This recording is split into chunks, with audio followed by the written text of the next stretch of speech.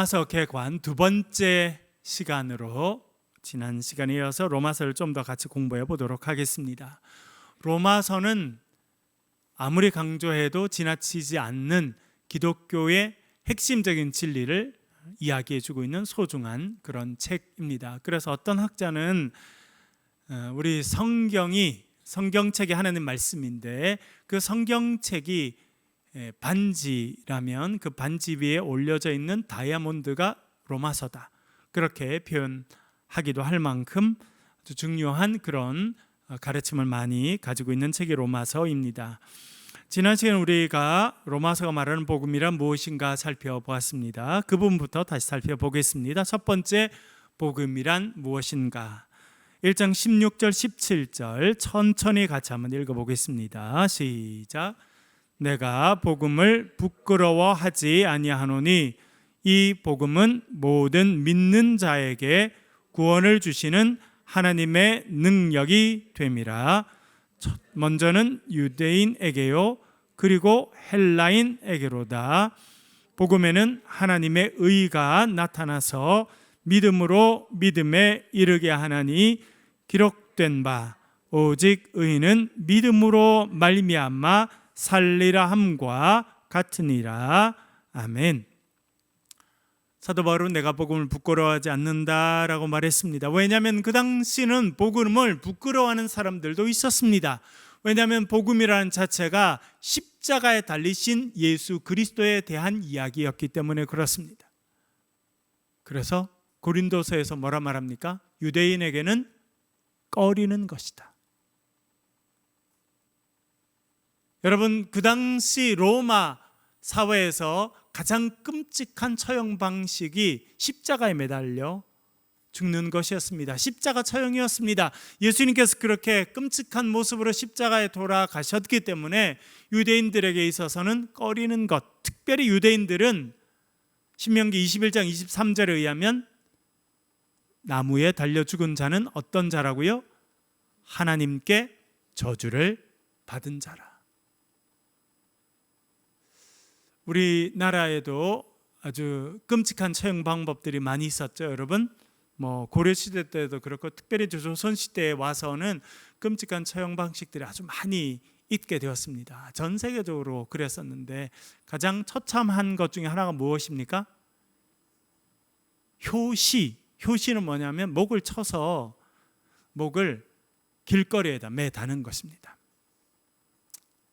여러분, 살았을 때도 존중을 받았고 살아야 되지만 죽은 이후에도 존중을 받아야 되는데 몸의 일부가 잘려서 그것이 길거리에 매달려서 사람들의 손가락질을 받는다고 하는 것은 처참한 일이었을 것입니다. 그러나 더 처참한 일이 있죠. 그것은 무엇입니까?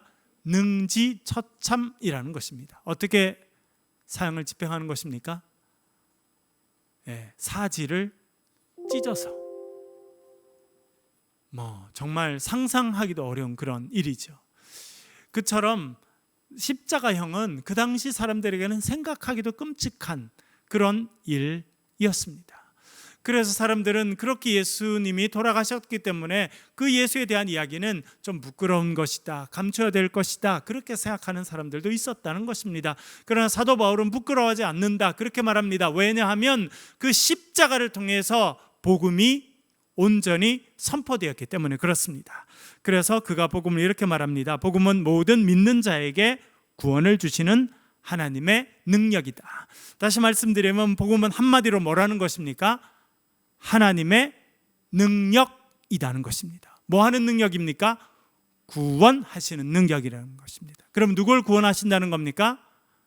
모든 믿는 자들. 뭘 믿는다는 것입니까? 십자가에 달리셨다가 장사되셨고 그리고 부활하신 예수 그리스도가 우리의 구세주다라고 하는 것을 믿는 자를 말해주고 있습니다. 여러분, 십자가에 달리셔서 돌아가셨지만 부활하신 예수 그리스도를 여러분의 삶의 주인으로 고백하며 살아가실 수 있기를 간절히 바랍니다. 그것이 우리의 믿음의 고백입니다. 그 믿음을 가진 자에게는 하나님께서 구원을 주시고 그것에 관한 소식이 복음이다, 그렇게 말씀해 주고 있습니다.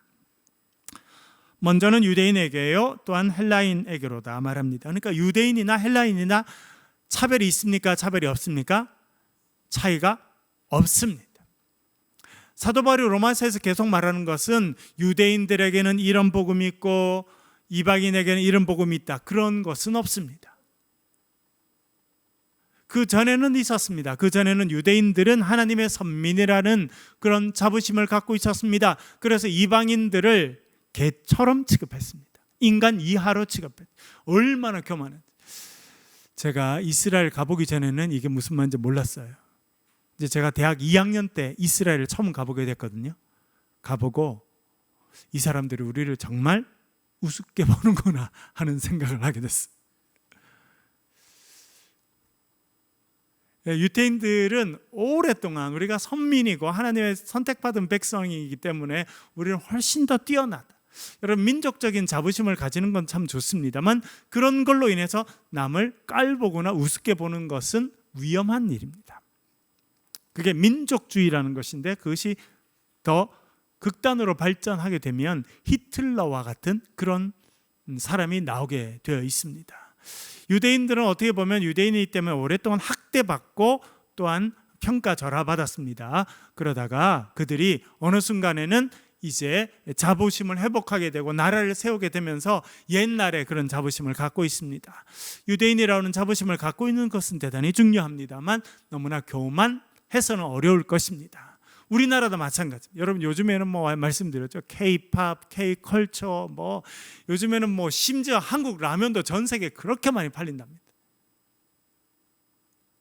들어보셨죠, 여러분? 한국에서 만든 냉동 김밥이 미국에 도착하면 다 팔린다는 거. 예. 뭐 그래서 우리나라가 정말 약소 국가이고 전쟁으로 폐허가 됐던 나라지만 하나님께서 우리나라에 이렇게 세워주셨어요. 그건 너무나 감사한 일이고 또 한편으로는 제가 보니까 복음 전파에 참 좋은 도움이 됩니다. 그래서 요즘에는 백인들이 가서 전도하는 것보다 한국 사람이 가서 전도하면 훨씬 더 효과적입니다. 그런 부분 우리가 감사해야 될 부분이고 또한 겸손히 행동해야 될 부분인 것입니다. 그래서 로마서에 보면 유대인이나 헬라인이나 차별이 없다는 겁니다.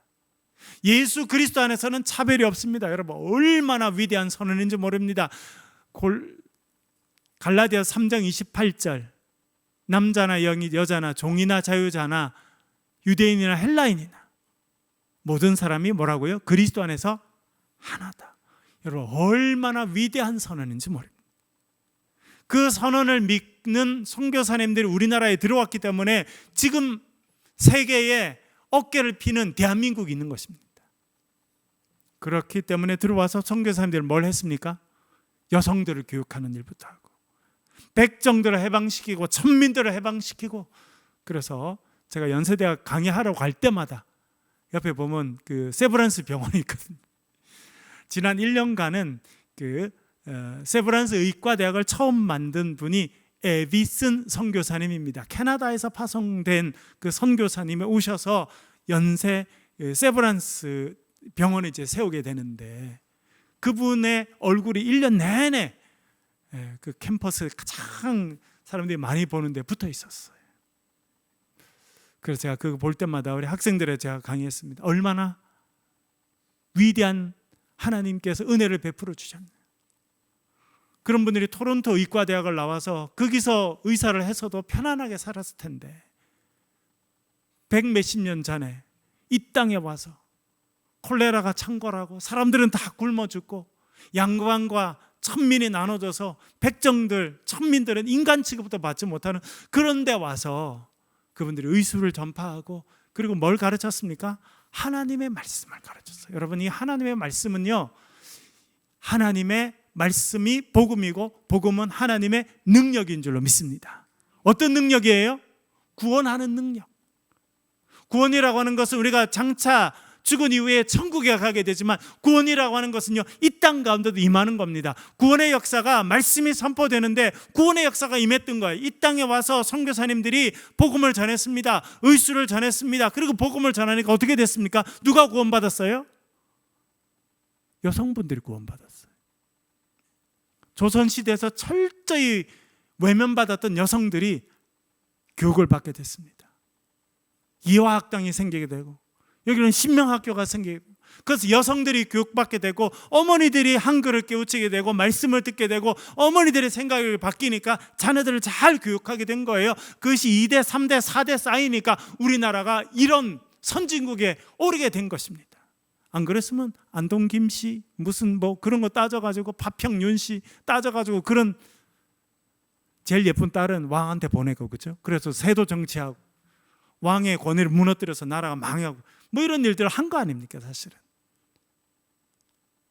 구원의 역사가 백정들에게 임하게 되니까 그 백정의 아들 박봉출이라는 아이가 나중에 에비슨 선교사님의 조수가 돼서 옆에서 수술하는 걸 도와줍니다. 그러다가 연세 세브란스 의과대학 1기 졸업생이 돼서 우리나라 첫 번째 외과 의사가 됐습니다. 백정의 아들이. 나중에는 그 백정의 아들에게 수술을 받으려고 양반들이 줄에 줄을 서게 됩니다.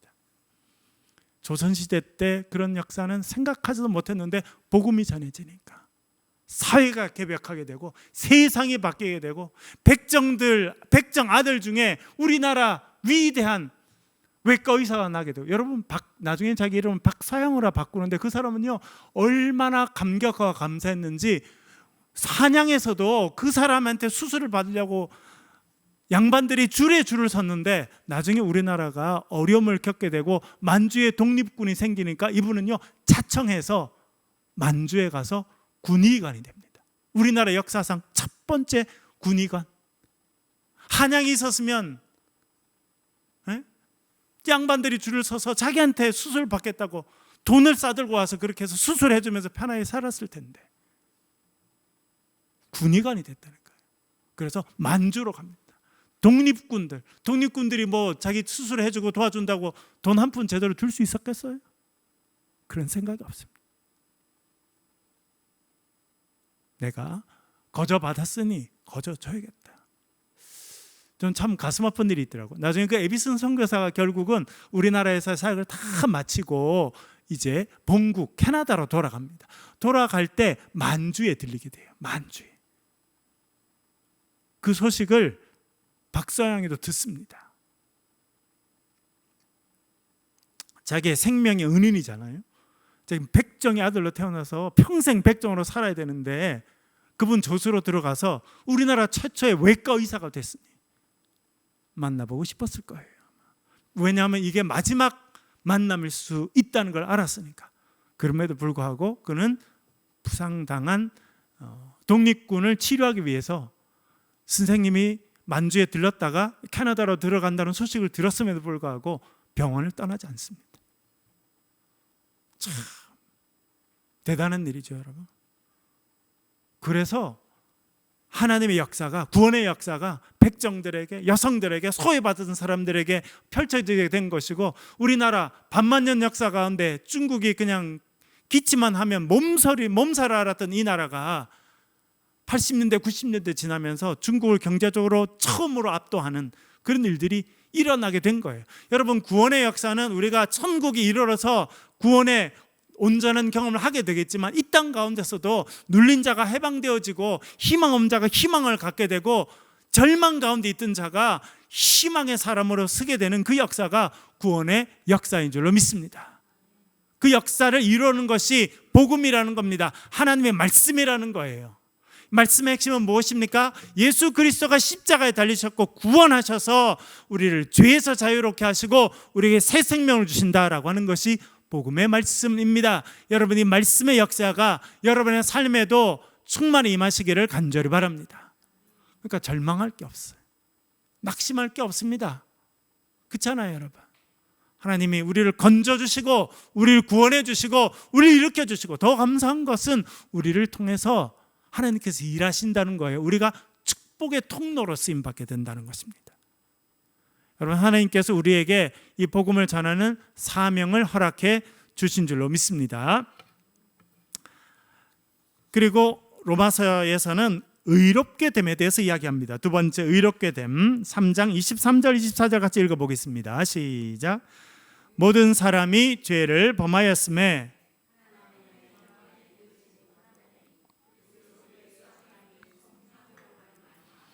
하나님의 은혜로 값없이 의롭다 하심을 얻은 자 되었느니라. 아멘. 모든 사람이 뭐 했다고요? 죄를 범했다. 그것을 원죄라고 말합니다. 이제 로마서 5장에 보면 아담과 예수님에 대한 이야기가 나오죠. 한 사람 아담이 불순종하고 한 사람 아담이 죄를 범하여서 죄가 세상에 들어오게 되었고 아담의 후손 모든 사람은 죄 가운데 있게 되었다라고 성경이 말해주고 있습니다. 그래서 모든 사람이 죄를 범하게 되었다. 하나님의 영광에 이르지도 못하고 하나님의 영광을 보지도 못하게 되었지만 예수 그리스도 안에 있는 속량 구속하심을 통해서 하나님의 은혜로 값없이 의롭다 하심을 얻은 자가 되었느니라. 그래서 너희 목마른 자들아 나오라. 값없이, 돈 없이, 값없이, 값 치르지 않고 와서 생명의 물을 마시라, 그렇게 이야기합니다. 여러분, 하나님께서 우리에게 주신 구원의 역사는 값없이 주시는 은혜의 역사인 것을 기억하실 수 있기를 간절히 바랍니다. 은혜는 무엇입니까? 선물이죠. 은혜는 선물인데 누구한테 주는 선물입니까? 자격을 갖추지 못한 자에게 거저 주시는 선물이 은혜고 그 선물이 구원이라는 것을 기억하실 수 있기를 간절히 바랍니다. 3장 28절 읽어보겠습니다. 3장 28절 시작. 그러므로 사람이 의롭다 하심을 얻는 것은 율법의 행위에 있지 않고 믿음으로 되는 줄 우리가 인정하노라. 아멘. 의롭다고 하는 것은 하나님께서 거룩한 세마포를 입혀주신다라고 하는 뜻입니다. 여러분, 저도 결혼 주례를 많이 해봤는데 결혼식 날 가면 신부가 뭘 입습니까? 웨딩 드레스, 하얀 면사포를 쓴 웨딩 드레스를 입잖아요. 그렇죠? 특별한 옷을 입혀줍니다. 그렇기 때문에 결혼식 날 가면 아가씨들 중에 누가 제일 예뻐요? 신부가 제일 예쁘죠. 왜 그래요?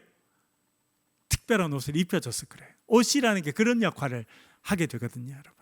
의롭게 된다는 것은 우리에게 거룩한 세마포를 입혀주신다는 뜻입니다. 우리 자신이 완전히 바뀌었다는 것이 아니고 우리는 추하고 더러운 모습 가운데 있지만 예수님께서 십자가에서 피를 흘리시고 우리의 죄를 깨끗이 하셔서 우리에게 의롭고 거룩하고 정결하고 아름다운 옷을 준비해 주셔서 그 옷을 입혀주시는 것이 우리가 의롭게 되는 것입니다.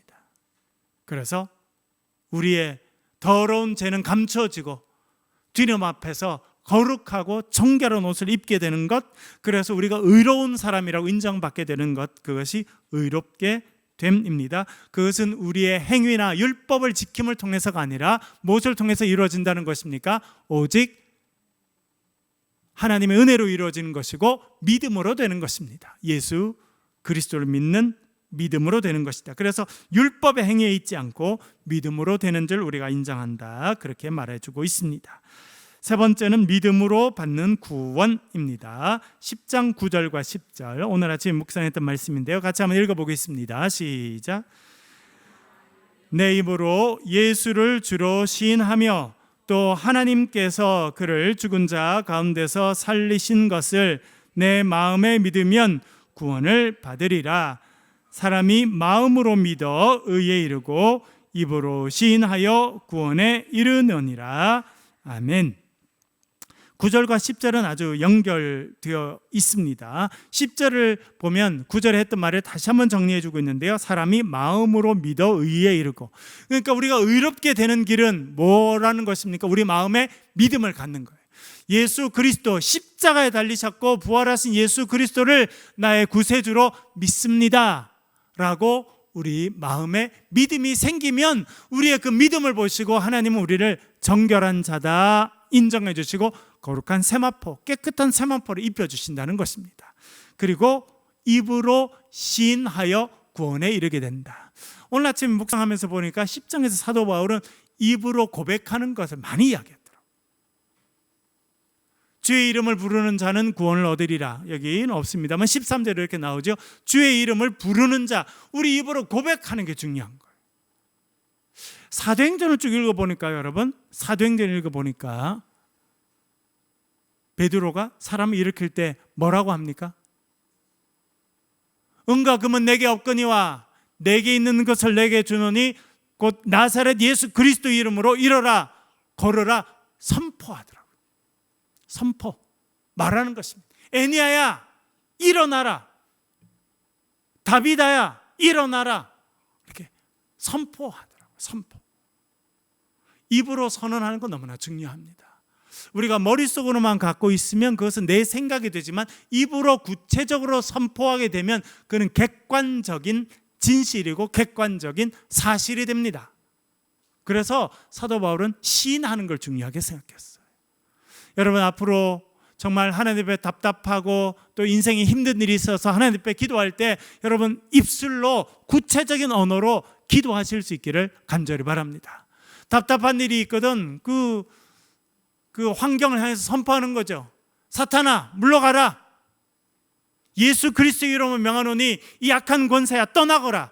그렇게 시인하고 선포하고 이야기하라는 거예요.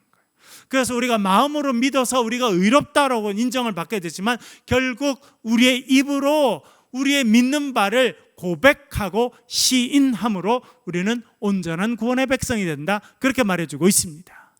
마태복음 16장에 보면 베드로가 칭찬을 크게 받게 되죠.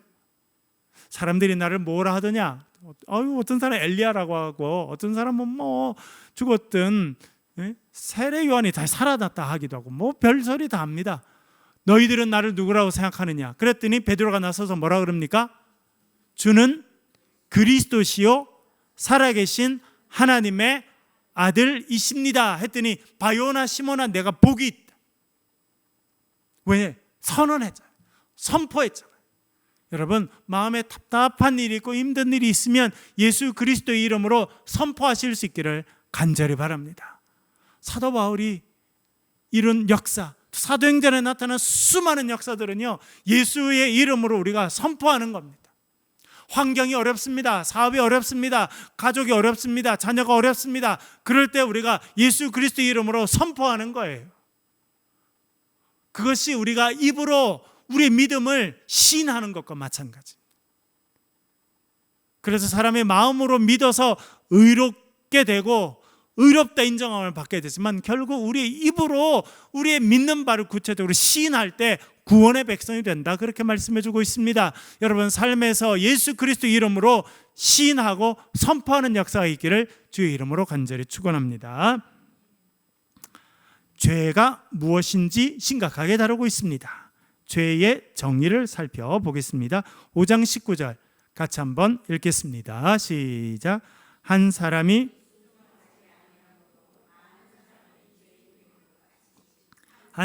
순종하심으로 많은 사람이 의인이 되리라. 아멘. 로마서 5장은 아담과 그리스도 유형론이라고 하는 것이 나옵니다. 아담 첫 번째 사람입니다. 예수 그리스도는 두 번째 아담입니다. 첫 번째 아담은 죄를 지었어요. 그 죄를 뭐라고 말합니까? 한 사람이 뭐 하지 아니했다? 순종하지 않았다. 하나님께서 말씀하셨습니다. 이 동산에 있는 모든 나무의 실과는 너희들이 따먹지만 동산 중앙에 있는 선악을 알게 하는 나무의 열매는 따먹지 마라. 따먹는 날에는 네가 반드시 죽을 것이다. 그랬는데 누가 찾아와요? 뱀이 찾아오죠. 그래서 그런 거 아니야, 먹어도 괜찮아. 여러분, 옆에서 뭐라고 말하는지 잘 들을 필요가 있는데 여러분, 그 들을 때 지혜가 있어요. 사탄은 우리를 어떻게 시험 들게 합니까? 우리를 어떻게 낙망시킵니까? 속삭이는 거예요. 옆에서 그거 안 그래, 하나님 말 다 믿을 거 없어, 너 그거 먹어도 안 죽는다, 오히려 그거 먹으면 지혜로워진다, 그래서 하나님처럼 되는 거야, 하나님이 너 그거 먹고 하나님처럼 될까 싶어서 먹지 말라 그런 거야 라고 이야기합니다. 그 뱀의 말을 귀에 듣고 나서 선악을 알게 하는 나무를 딱 보았더니 어떻게 보인다는 겁니까? 먹음직도 하고 보암직도 하고 지혜롭게 할 만큼 탐스러워 보인다는 거예요. 여러분, 그래서 우리가 날마다 기도해야 될 게 뭡니까? 하나님, 은혜의 말만 귀에 들리게 도와주십시오. 낙심하는 말이 얼마나 많습니까? 우리를 화나게 하는 말이 너무너무나 많아요. 그럴 때 어떻게 하면 좋냐면 머리를 흔들어 버리면 돼요. 제가 어릴 때 있을 때 보니까 저희 아버님이 뭐 사과나무, 배나무 이런 걸 사오셔서 막 이렇게 하더라고요. 근데 처음에 많이 열리더라고요. 몇 년 지나니까 엄청 많이 열리더라고요. 그런데 필요 없는 거는 떨어뜨려야 된대요. 그래서 제가 어떻게 했냐면 막 흔들었거든요. 그랬더니 약한 놈들은 떨어지더라고요. 그래서 알게 됐죠. 많이 흔들면 필요 없는 놈들은 떨어지는구나. 뭐 이야기를 많이 듣고 복잡하거든. 귀를 막 이렇게 흔드시면 될까 봐 떨어진다. 왜요? 사탄이 우리 마음에 다 그걸 심는 거예요. 야, 안 죽는다. 너 하나님처럼 될 거다. 그게 유혹이라는 거예요. 그런 말들이 마음에 쌓이고 귀에 들려서 마음에 쌓이고 눈으로 보면요 다 그렇게 보이는 거예요. 그게 퍼스펙티브, 가치관을 형성하는 것입니다. 여러분 정말 기도하셔서 매일 믿음의 말씀들이 여러분 귀에 들리는 은혜가 있기를 주의 이름으로 간절히 축원합니다. 지난번에 말씀드렸죠. 어떤 때는요 부정적인 그림이 마음에 떠오를 때도 있잖아요. 나를 힘들게 했던 사람도 있고 힘들고 두려웠던 장면에 떠오를 때 있으면 어떻게 해요? 저는 칼로 이렇게 치듯이 탁 이렇게 쳐버려요. 마음속으로. 그러면 싹 없어지더라고요. 그 아담이 불순종합니다. 하나님의 말씀을 듣지 않는 것, 그것이 죄예요. 불순종하는 것. 그러니까 믿음이라는 건 무엇입니까, 여러분? 믿음은 순종하는 거예요. 죄는 뭡니까? 불순종이에요.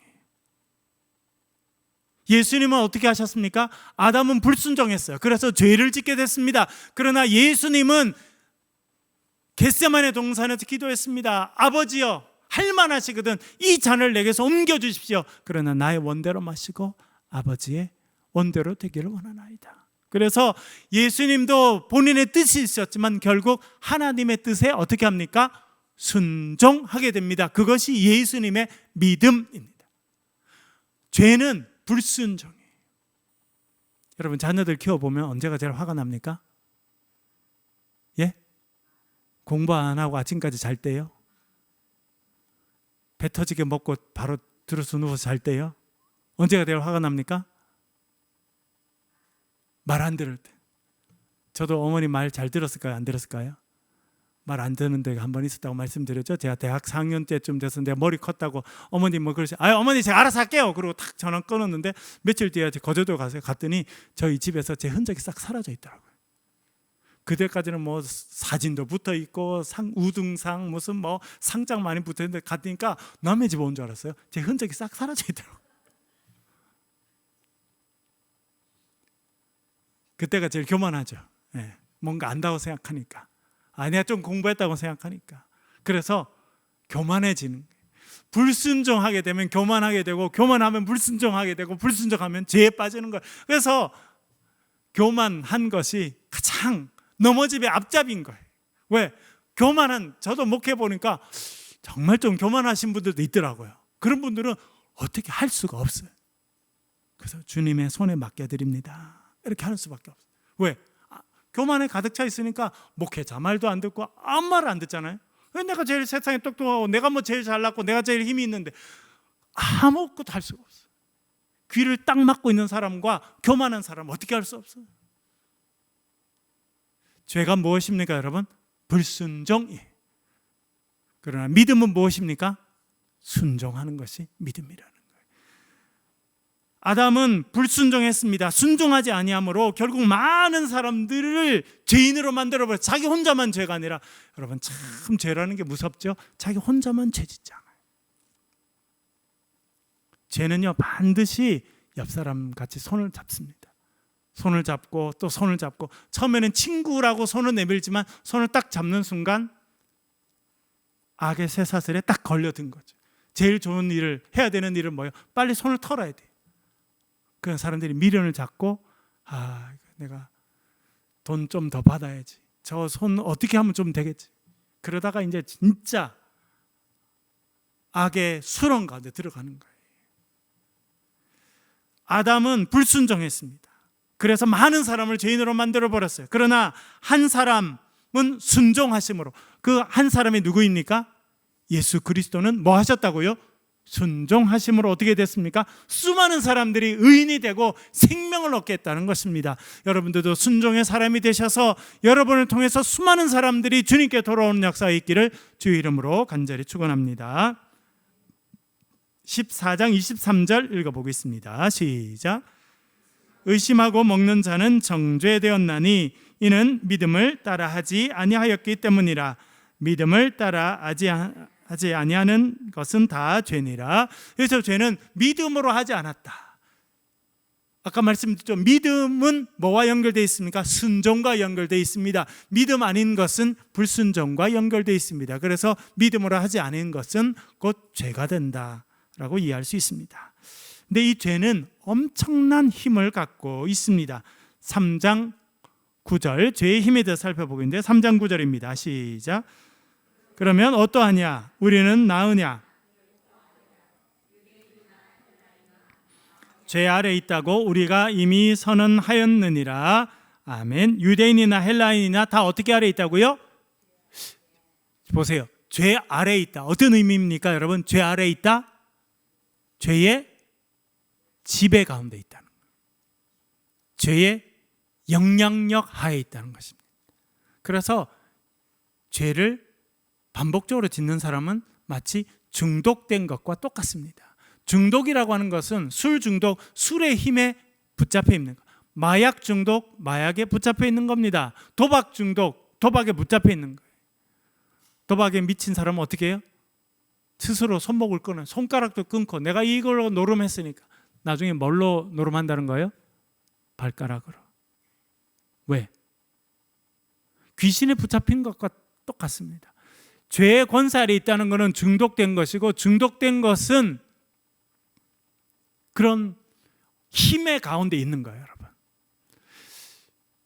우리 모두가 다 유혹에 빠질 수 있습니다만 내 힘으로 털고 일어날 수 있으면 중독이 아닙니다. 그러나 내 힘으로 털지 못하면 그는 중독 가운데 있는 것이고 지배하에 있는 것입니다.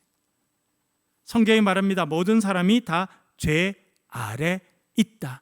죄가 우리를 지배하고 죄가 우리를 통치하고 우리를 이끌어 가려고 한다는 것을 이야기해 주고 있습니다. 7장 19절부터 23절 천천히 같이 한번 읽어보겠습니다. 사도 바울의 또 경험이고 고백이기도 합니다. 읽어보겠습니다. 시작.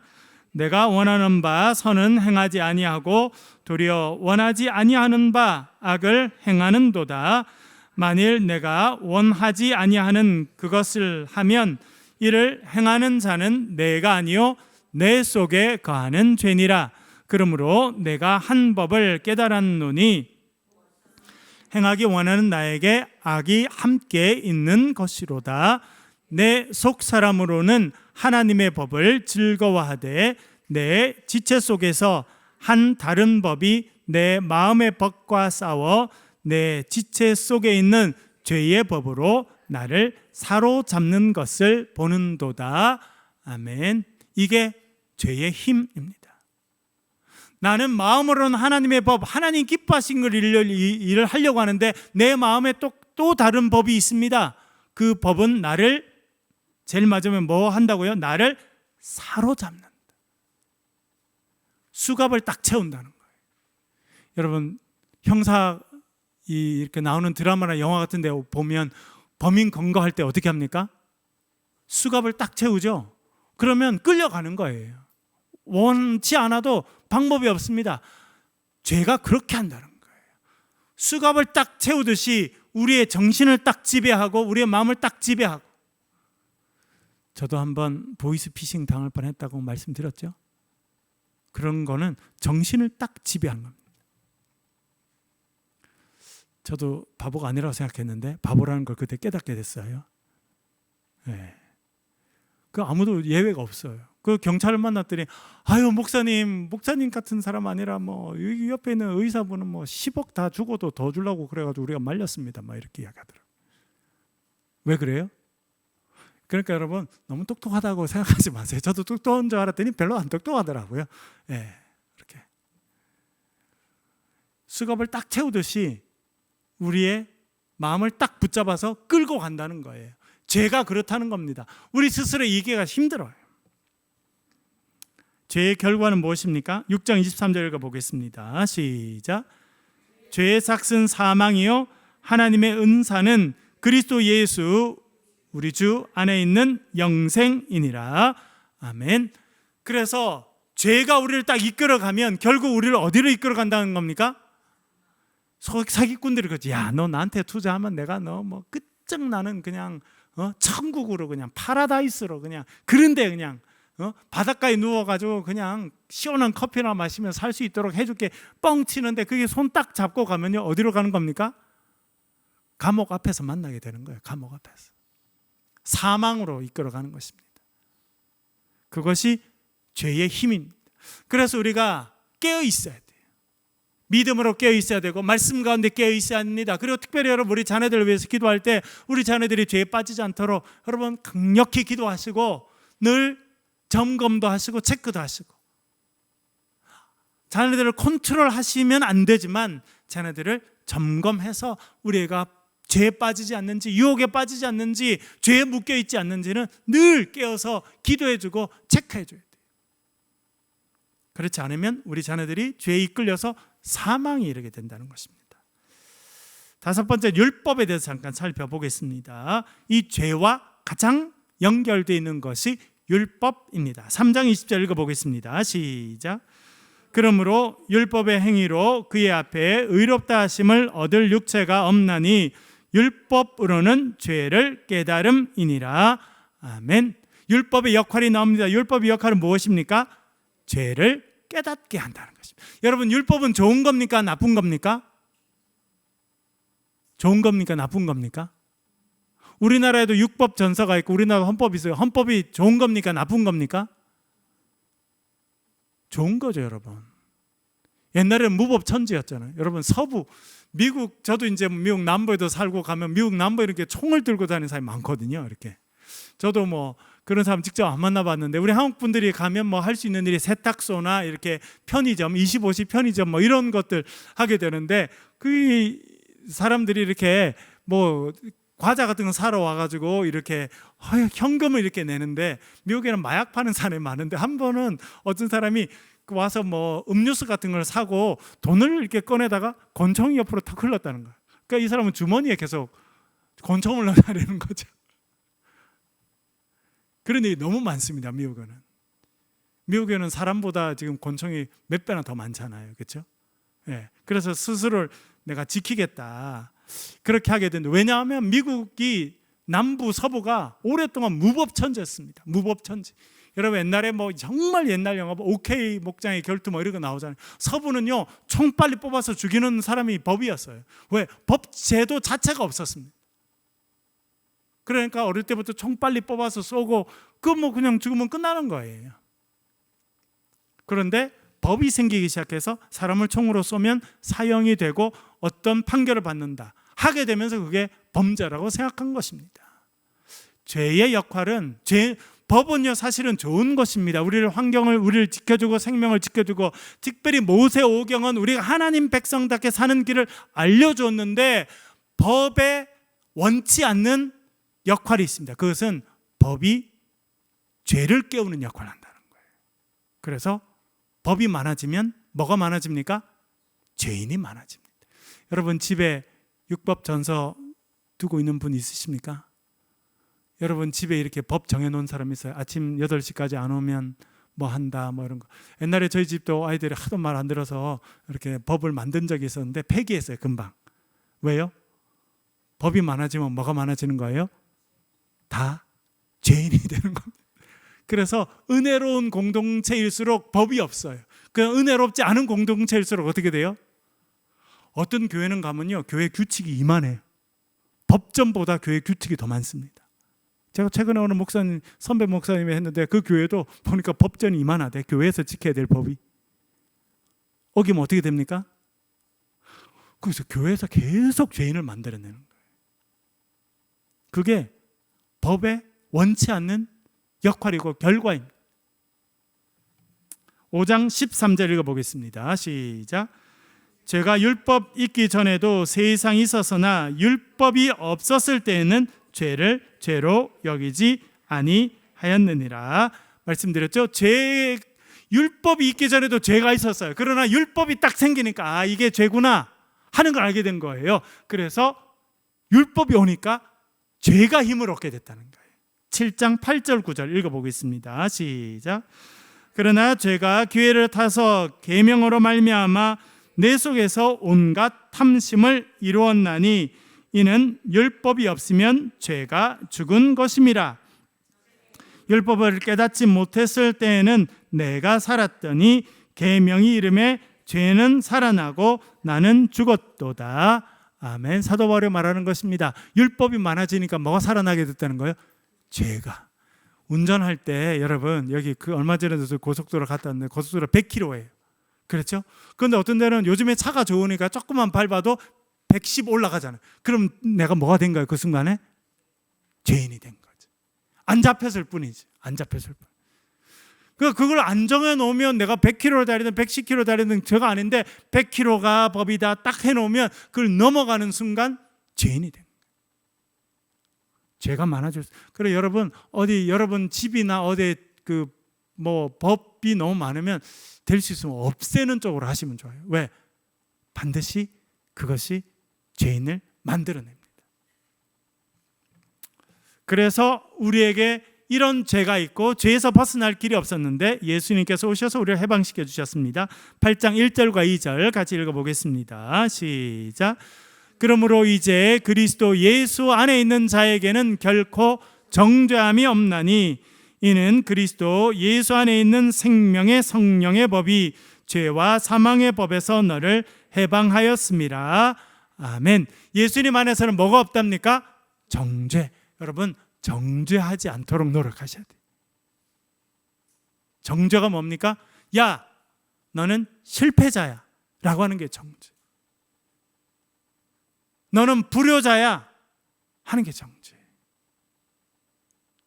너는 능력 없는 놈이야 하는 게 정죄. 세상 우리를 얼마나 많이 정죄하는지 모릅니다. 그렇잖아요 여러분. 중학교 때도 제가 그랬어요. 천방지축 마골피인데 너는 천시니까 쌍놈이네 이렇게. 맞아요? 틀려요? 그런 게 정죄라는 거예요. 정죄. 너는 조센징이야 이렇게 평가절하하는 거. 그게 정죄예요. 정죄. 정죄는 뭐가 한다는 겁니까? 죄가 와서 너는 죄가 있다고 정해주는 것이 정죄입니다. 그게 죄의 역할이에요. 그래서 정죄는 죄가 있으면 반드시 정죄가 있게 되어집니다. 그런데 예수님께서 오셔서 하신 일은 뭐예요?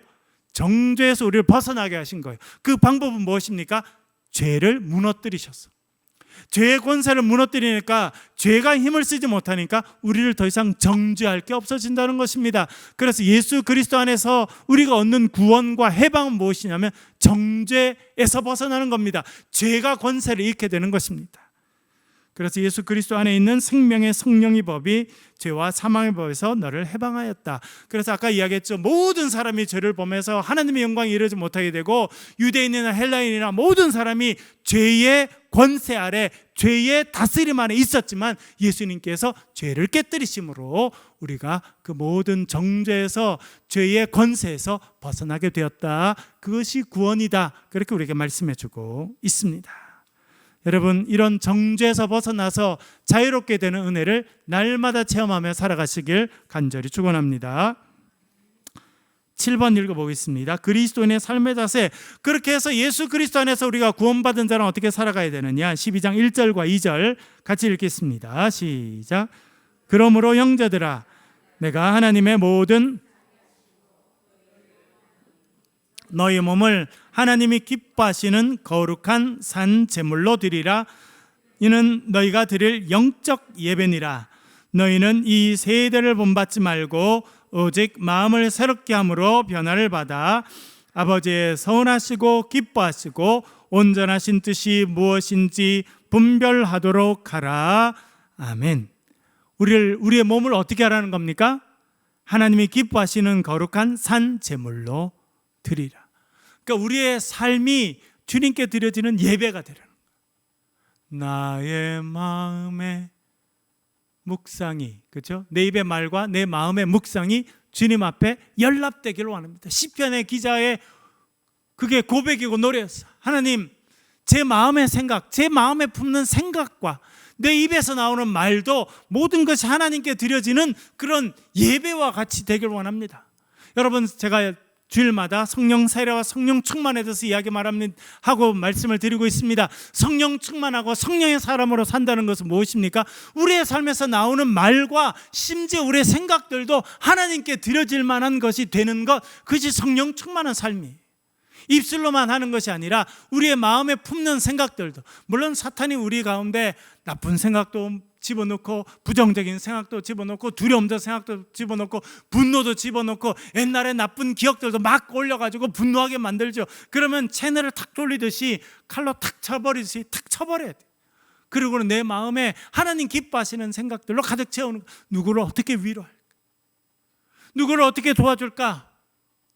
낙심한 자를 내가 어떻게, 하나님 오늘 저를 통해서 누굴 위로해 주길 원하십니까? 그렇게 하나님 기뻐하시는 생각으로 내 마음을 채우고 또한 그것을 입술에 채우고 우리의 삶에 그렇게 해가면 그것이 영적인 예배라는 거예요. 여러분, 주님 앞에 가시는 그날까지 여러분의 삶에 영적인 예배가 계속되기를 주의 이름으로 간절히 축원합니다. 그래서 구원받은 자로 이 땅에서 구원의 은혜를 누리고 저 천국에서 주의 백성으로 살아가는 저와 여러분 되시길 주의 이름으로 간절히 축원합니다.